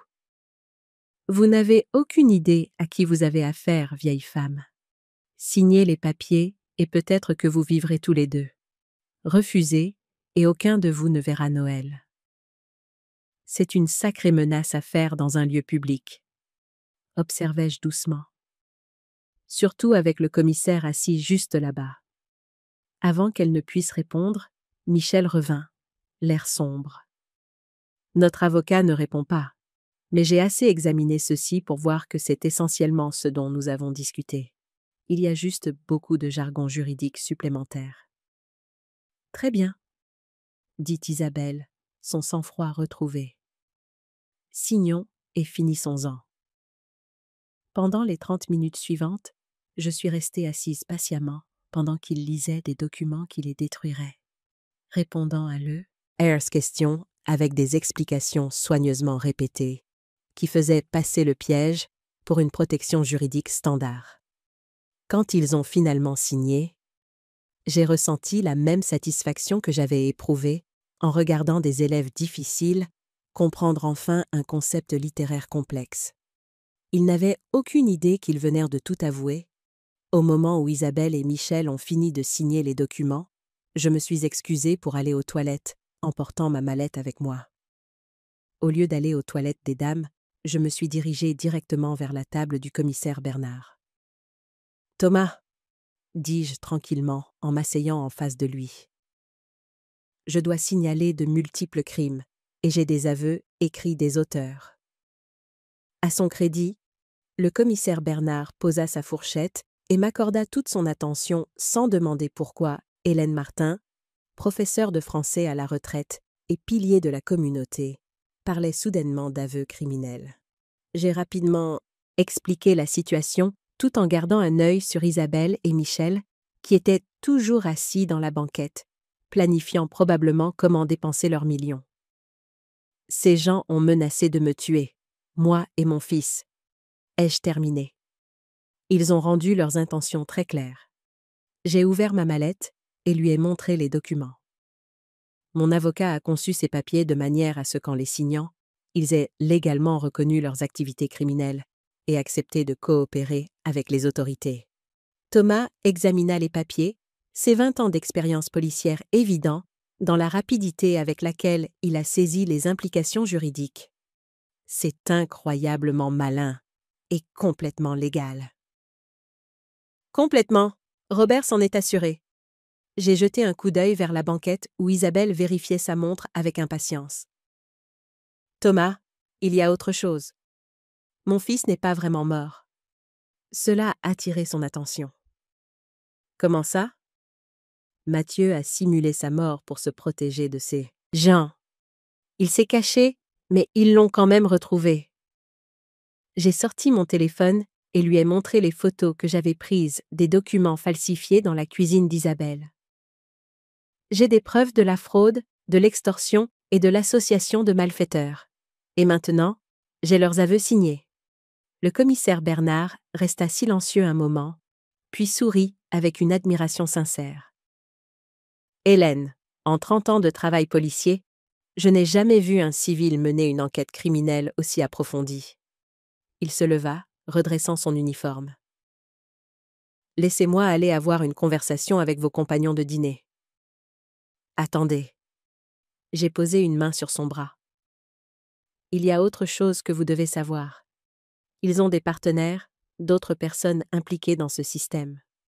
Si vous arrêtez Isabelle et Michel maintenant, les autres pourraient disparaître. Que suggérez-vous? Donnez-moi 5 minutes de plus avec eux.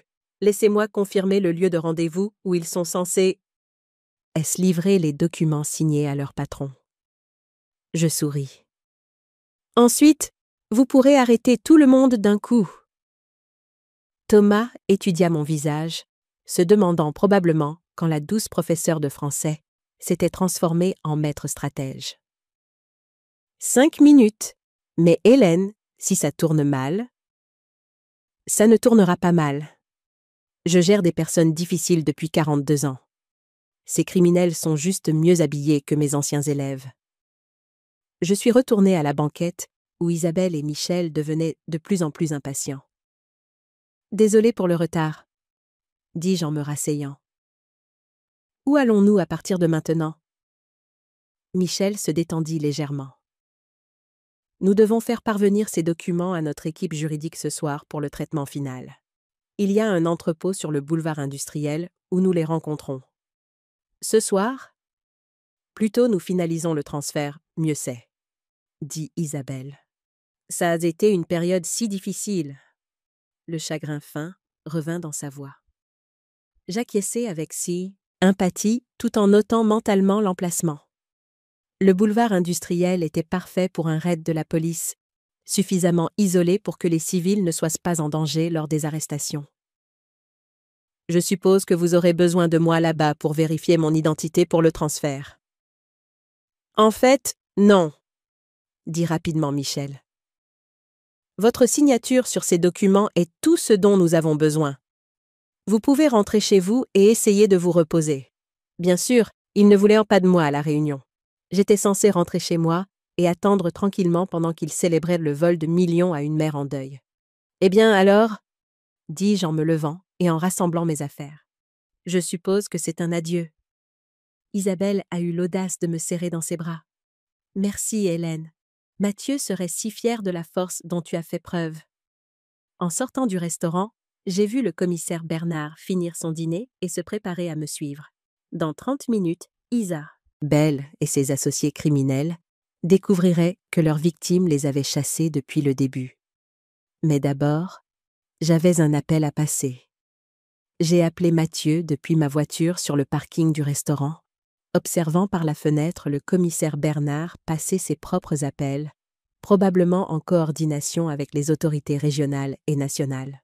« Maman !» La voix de Mathieu était tendue d'anxiété. « Comment ça s'est passé ?» Mieux que prévu. Ils ont tout signé et le commissaire Bernard coordonne les arrestations en ce moment même. J'ai démarré ma voiture, gardant ma voix calme malgré l'adrénaline qui parcourait mon système. « Mon chéri, J'ai besoin que tu restes exactement où tu es jusqu'à ce que ce soit terminé. Et Isabelle? Est-ce qu'elle se doute de quelque chose? J'ai pensé à la performance de ma belle-fille, au faux chagrin, aux menaces désinvoltes, à la façon dont elle nous avait manipulés, Mathieu et moi, pendant des mois. Elle soupçonne que je suis une vieille feu, madame effrayée qui vient de céder des millions pour sauver la vie de son fils. Elle n'a aucune idée de ce qui s'est réellement passé. Maman, et si quelque chose tourne mal? Et s'il découvre que les documents sont des pièges avant que la police n'arrive? C'était une préoccupation légitime. Les pièges juridiques de Robert étaient sophistiqués, mais ils n'étaient pas infaillibles. Si Isabelle et Michel faisaient examiner les documents par un avocat avant de rencontrer leur partenaire, ils pourraient réaliser qu'ils avaient été déjoués. Alors, nous nous occuperons de ce problème quand il se présentera. Dis-je fermement. Mathieu, j'ai besoin que tu comprennes quelque chose. Ce qui t'est arrivé, ce que ces gens ont essayé de faire à notre famille, ce n'est pas ta faute. Isabelle t'a ciblé spécifiquement parce que tu es décent et confiant. J'aurais dû être plus intelligent. J'aurais dû voir clair dans son jeu. Mon chéri, j'ai vécu avec ton père pendant 23 ans et je pensais le connaître parfaitement. Parfois, les personnes les plus proches de nous sont les plus difficiles à voir clairement. J'ai quitté le parking du restaurant, suivant la route qui me ferait passer par le boulevard industriel. L'important, c'est que nous sommes en train de régler ça. 20 minutes plus tard, je me suis garé sur une colline surplombant le quartier des entrepôts, assez près pour voir l'activité, mais assez loin pour être en sécurité. Le commissaire Bernard avait été minutieux. Je pouvais voir des voitures de police banalisées positionnées à chaque sortie et ce qui ressemblait à des agents de la brigade financière en équipement tactique entourant le bâtiment principal. Mon téléphone a vibré avec un texto de Robert. La brigade financière confirme que vos documents ont déclenché la compétence fédérale automatique. Quoi qu'il arrive ce soir, ces gens vont en prison pour très longtemps. À 22h47, j'ai observé à travers des jumelles 3 voitures converger vers l'entrepôt mentionné par Isabelle et Michel. La première voiture contenait Isabelle et Michel. La deuxième, 2 hommes que j'avais reconnus de mon salon la nuit précédente. La troisième voiture transportait 2 personnes que je ne reconnaissais pas, probablement des criminels de plus haut niveau qui dirigeaient cette opération en coulisses. Ils sont restés à l'intérieur de l'entrepôt pendant exactement 12 minutes avant que le bâtiment ne soit encerclé par des forces de l'ordre, avec des projecteurs et des mégaphones. Police! Le bâtiment est encerclé. Sortez par la porte d'entrée avec les mains visibles. Ce qui a suivi a été anticlimactique de la meilleure façon possible. Pas de fusillade, pas de scène de poursuite dramatique, juste 6 criminels sortant d'un entrepôt les mains en l'air, réalisant trop tard qu'ils avaient été déjoués par une professeure de français à la retraite qui avait été sous-estimée toute sa vie. Mon téléphone a sonné alors que le dernier suspect était chargé dans une voiture de police. Madame Martin? C'était le commissaire Bernard. C'est terminé. Nous les avons tous, plus des preuves d'au moins 12 autres cas de fraude immobilière dans 6 régions. Votre fils peut rentrer à la maison. J'ai senti quelque chose se relâcher dans ma poitrine que je n'avais pas réalisé que je retenais. Que se passe-t-il maintenant? Maintenant, vous et Mathieu faites des dépositions. Nous traitons les preuves. Et ces gens font face à des accusations fédérales pour fraude, extorsion, association de malfaiteurs et entreprise criminelle. Sa voix était chaleureuse d'approbation. Hélène, ce que vous avez fait ce soir a probablement sauvé des dizaines d'autres familles de devenir des victimes. En rentrant chez moi, j'ai réalisé que je me sentais différente de ce matin. Non seulement soulagée, mais puissante d'une manière que je n'avais jamais expérimentée auparavant. Pendant 42 ans, j'avais façonné de jeunes esprits et aidé des élèves à trouver leur force. Ce soir, j'avais découvert la mienne. Mais il y avait encore une conversation que je devais avoir. Mathieu attendait sur mon porche quand je suis arrivée dans l'allée, et le voir là, sous la lumière de ma lampe de porche, vivant, en sécurité et libre, m'a presque fait tomber à genoux de soulagement. « Est-ce que c'est vraiment fini ?» demanda-t-il en me serrant dans une étreinte féroce. « C'est fini !» confirmai-je. Isabelle et ses associés sont en garde à vue, la propriété est en sécurité. Tu es en sécurité. Nous sommes entrés et j'ai préparé du café pendant que Mathieu s'asseyait à ma table de cuisine, l'air plus âgé et plus sage qu'il ne l'avait été une semaine auparavant. Le garçon qui avait fait confiance trop facilement avait disparu, remplacé par un homme qui avait appris de dures leçons sur la nature humaine. « Maman, j'ai besoin de savoir quelque chose, » dit-il alors que je posais sa tasse préférée devant lui. Quand as-tu compris qu'Isabelle me ciblait spécifiquement? Je m'étais posé la même question. Honnêtement, pas avant d'avoir vu la rapidité avec laquelle elle a agi après ta prétendue mort. Le chagrin était trop parfait, trop joué. Mais la vraie confirmation, c'est quand elle a apporté ses papiers chez moi. Elle savait exactement ce qu'elle voulait et exactement comment me manipuler pour l'obtenir. Depuis combien de temps penses-tu qu'elle préparait ça? Probablement depuis le moment où elle t'a rencontré. La vérité était douloureuse, mais nécessaire. Mathieu, Isabelle a fait des recherches sur notre famille avant votre premier rendez-vous. Elle connaissait la propriété de mon père. Elle savait que je t'avais aidé à acheter ta maison. Elle savait que je ferais n'importe quoi pour te protéger. Il resta silencieux un long moment, digérant la trahison. Donc, tout notre mariage était faux. Ses sentiments étaient faux. Les tiens étaient réels. C'est ça qui compte. Vraiment? Je me sens tellement stupide. J'ai tendu la main à travers la table et j'ai pris la sienne. Mon chéri, tu es tombé amoureux de la personne qu'elle prétendait être. Cette personne était gentille, solidaire et te rendait heureux. Le fait que c'était un rôle ne diminue pas les émotions authentiques que tu as ressenties. Qu'est-ce que je suis censée faire maintenant? Comment puis-je faire confiance à quelqu'un à nouveau? C'était la question que tous redoutent. Le moment où l'on réalise que l'innocence de son enfant a vraiment disparu.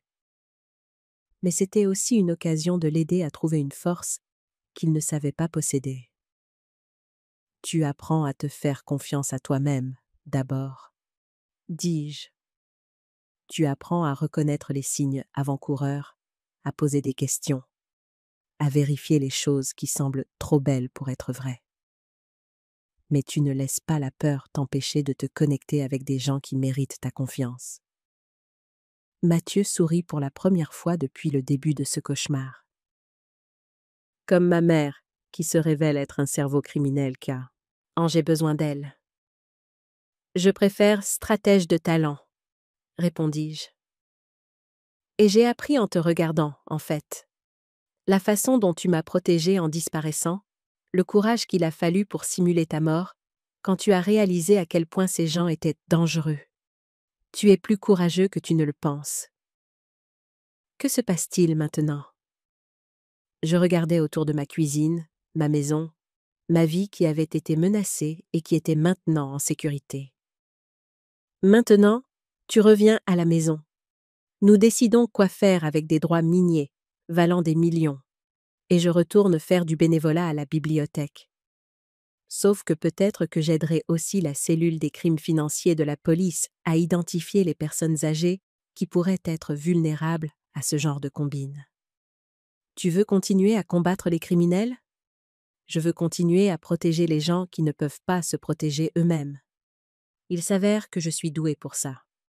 3 semaines plus tard, j'ai reçu une lettre du procureur fédéral chargé de l'affaire d'Isabelle. Elle et ses associés avaient été inculpés de 23 chefs d'accusation dans 6 régions, avec des preuves les reliant à des fraudes immobilières, ciblant des victimes âgées, dans tout le pays. La brigade financière avait récupéré plus de 40 millions d'euros d'actifs volés.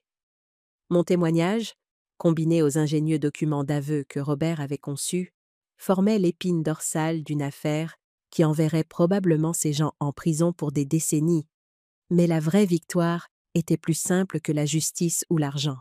C'était Mathieu, en bonne santé et entier, réapprenant à faire confiance tout en construisant une vie basée sur des relations authentiques au lieu de la manipulation. C'était moi, découvrant à 67 ans, que j'étais bien plus forte et plus capable que quiconque ne l'avait jamais imaginé. Et c'était la connaissance que parfois, quand les gens vous sous-estiment, cette sous-estimation devient l'arme même dont vous avez besoin pour protéger tout ce que vous aimez. Je triais le courrier un matin quand j'ai trouvé une enveloppe à l'aspect officiel de la Direction régionale de l'environnement. À l'intérieur se trouvait un rapport détaillé sur les réserves de gaz naturel sous la propriété de mon père, ainsi que plusieurs offres de sociétés énergétiques intéressées par la location des droits miniers. L'offre la plus basse était de 15 millions d'euros. La plus élevée était de près du double. Je me suis assise à ma table de cuisine, fixant des chiffres qui semblaient impossibles. Toutes ces années, j'avais payé des impôts fonciers sur une terre que je pensais sans valeur, sans jamais savoir que j'étais assise sur une fortune. Si Isabelle n'avait pas été si gourmande, si déterminée à tout voler plutôt qu'à négocier honnêtement, elle aurait pu légitimement bénéficier de cette découverte. Au lieu de cela, elle faisait face à 20 ans de prison fédérale avec Michel Dubois et leurs associés. Mon téléphone a sonné, interrompant mes pensées. C'était Robert Leclerc. « Hélène, je viens d'apprendre qu'Isabelle essaie de négocier un accord avec les procureurs.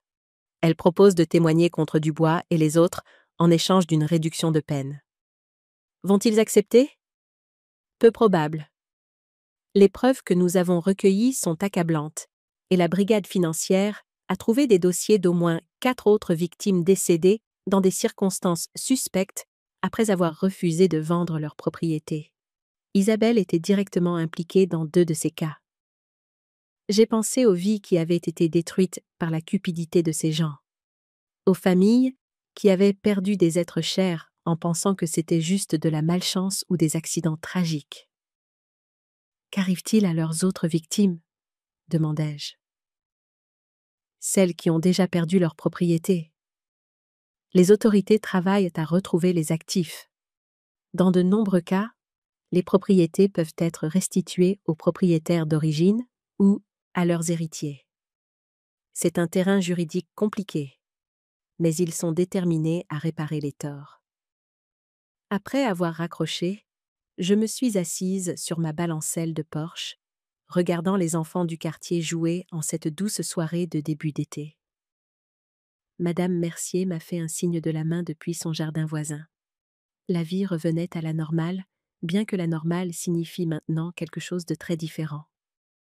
Mathieu avait emménagé dans un appartement en centre-ville, près du bureau de la police judiciaire, où il consultait désormais sur des cas de fraude financière ciblant les personnes âgées. Il se remettait encore de la trahison d'Isabelle, mais je voyais des aperçus de son ancien moi revenir, sa gentillesse, son humour, sa capacité de joie. Quant à moi, j'ai découvert une force que je ne me connaissais pas.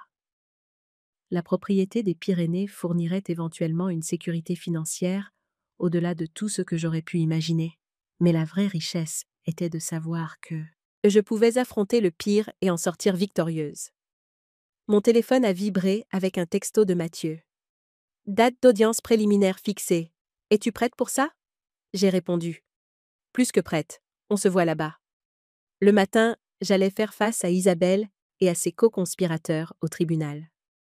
Je les regarderais dans les yeux et dirais la vérité sur ce qu'ils avaient fait à ma famille et à tant d'autres. Et je le ferais sans peur, car je comprenais maintenant ce qu'ils n'avaient pas réussi à voir. Qu'une vie à être sous-estimée m'avait parfaitement préparé à devenir leur pire cauchemar. Les funérailles avaient été fausses.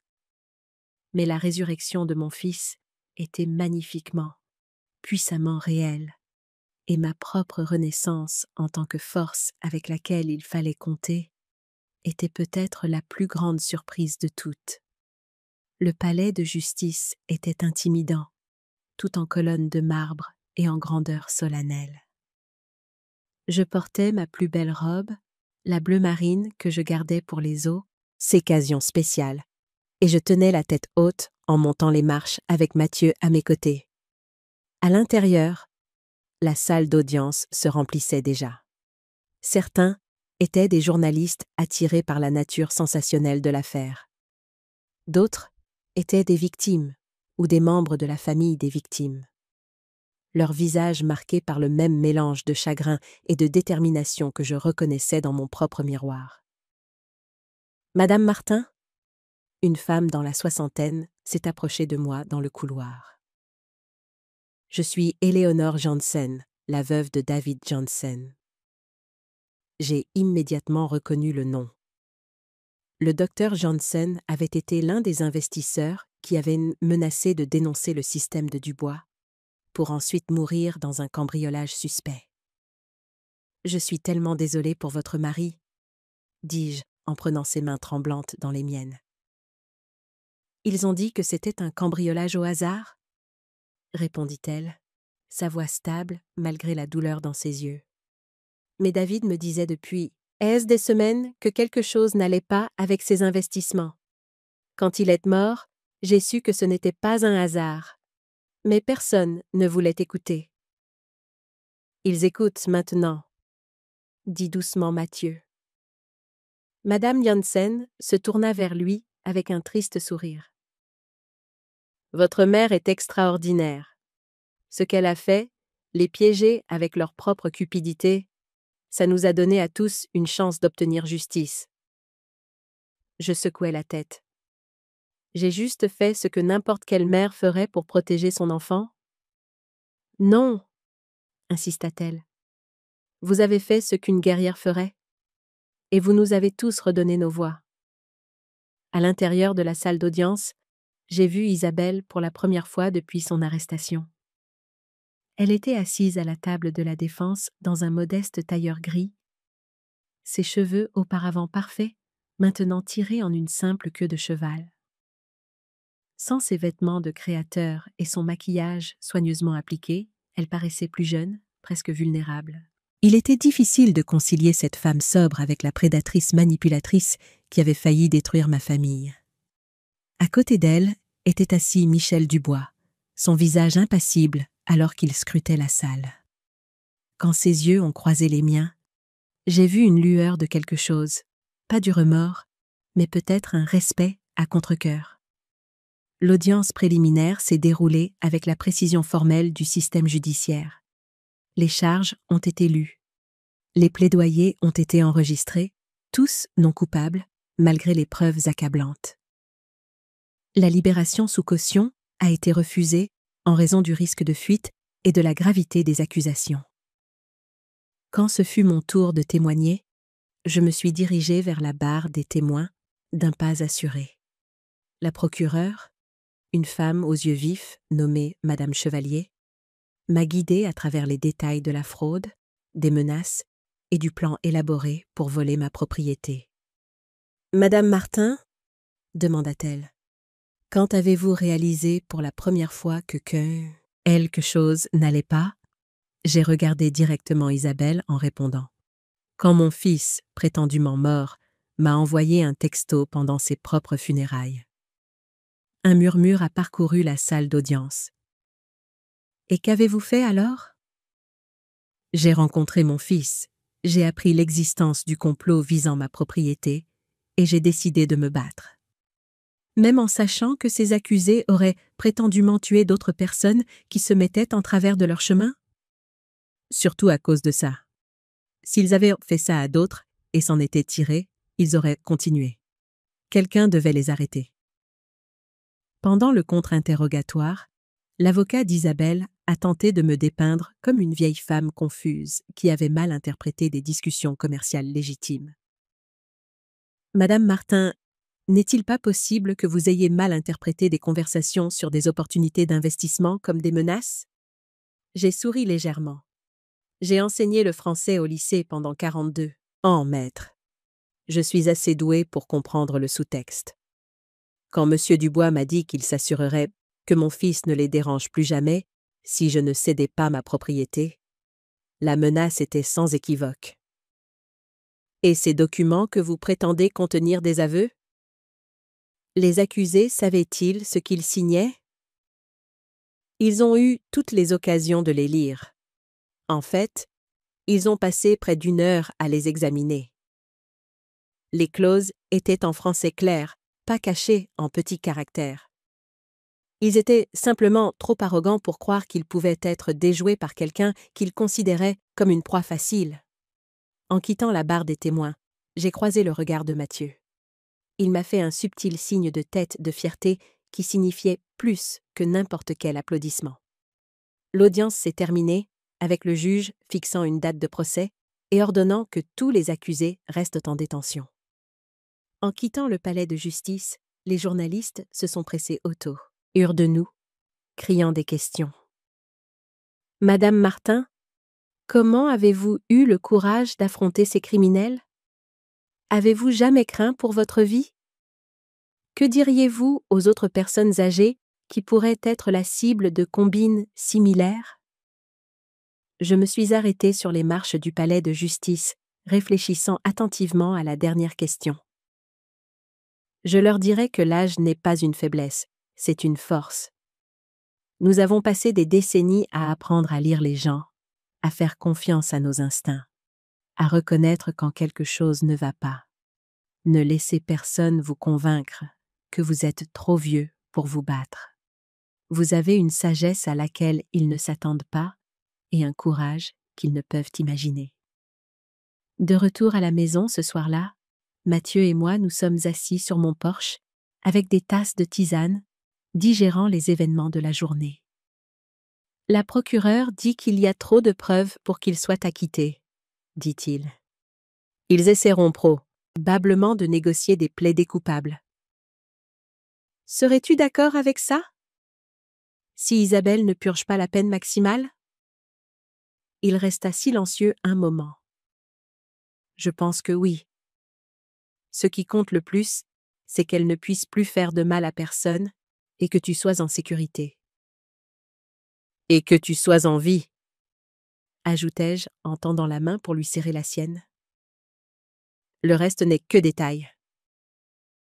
Maman, il y a quelque chose que je voulais te demander. Qu'est-ce que tu vas faire de la propriété des Pyrénées? C'est de l'argent qui change une vie. J'avais réfléchi à cette question pendant des semaines. D'abord, je vais mettre en place des fonds d'études pour les petits-enfants de Madame Mercier. Ensuite, je vais créer une fondation pour aider les victimes âgées de fraude financière.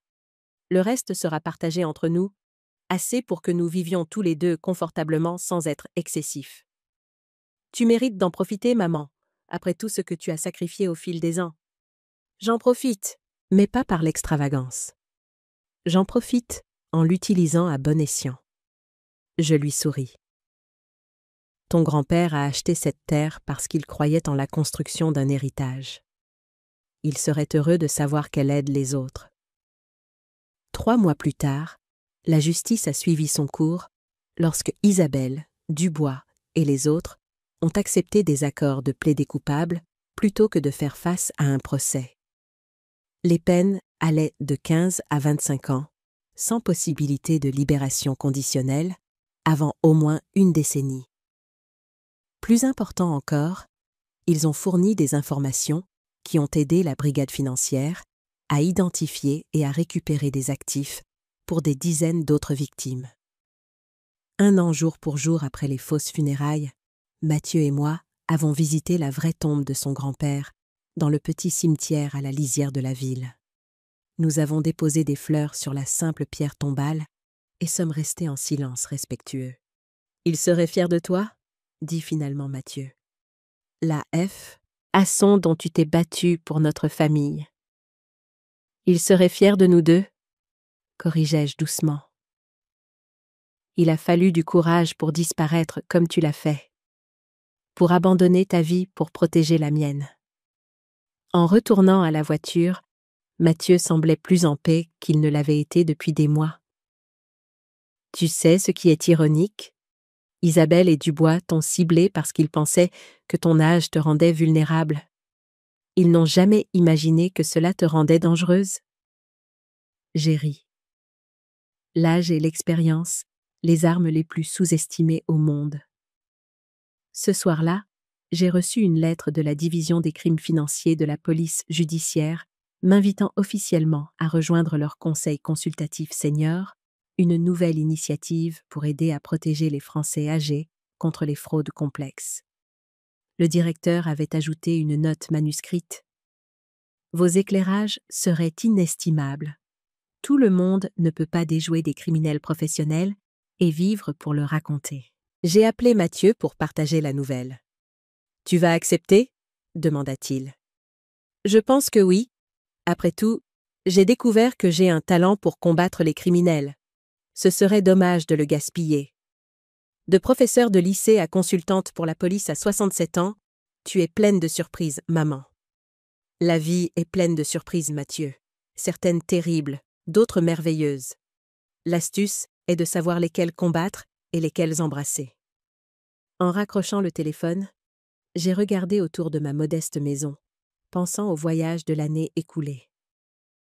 De la terreur de ces funérailles au triomphe au tribunal, j'avais découvert des réserves de force et de courage que je ne me connaissais pas. Isabelle et ses co-conspirateurs n'avaient en vue qu'une veuve vieillissante, facile à manipuler et à écarter. Ils avaient tout calculé, sauf la détermination féroce d'une mère protégeant son fils et la sagesse accumulée de 67 ans de vie. Leur sous-estimation avait été leur chute et mon salut. Les funérailles avaient été fausses, mais ma résurrection en tant que force avec laquelle il fallait compter était glorieusement, indéniablement réelle. Merci de m'avoir écouté. Que feriez-vous si vous étiez à ma place? Avez-vous déjà vécu quelque chose de similaire? Commentez ci-dessous et n'oubliez pas de vous abonner pour 2 autres histoires qui sont les favorites de la chaîne.